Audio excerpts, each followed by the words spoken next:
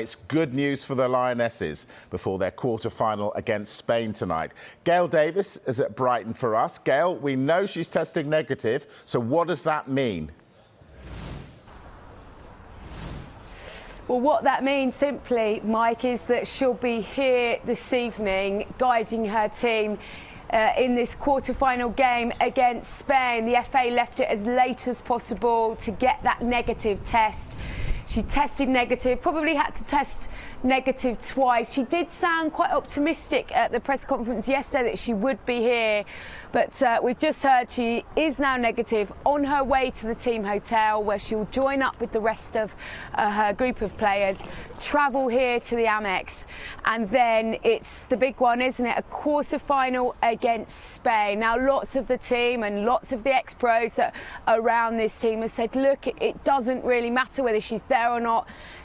She's instilled everything she needs to instill in these players. They'll be ready. But what a boost to have her there on the touchline this evening. This is crunch time, isn't it? No second chances.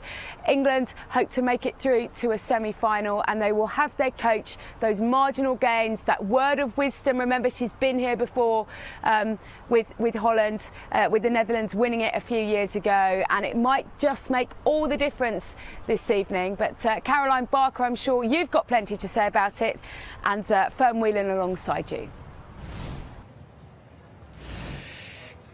Gail, thank you. There is that sense here in Brighton that we've got everything set fair for England to get out of the quarter-finals. And in Sarina we trust. At least that's the tattoo I saw being etched on just down the road. Possibly. Fern Whelan, formerly of England, Brighton, now with the PFA. It was you having that tattoo, because she is that calming influence, isn't she?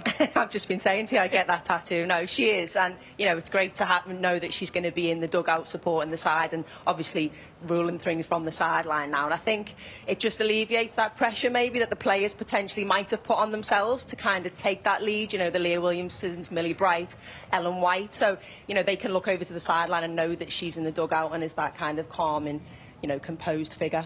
All right, just confirmation of that breaking news in the last few moments then.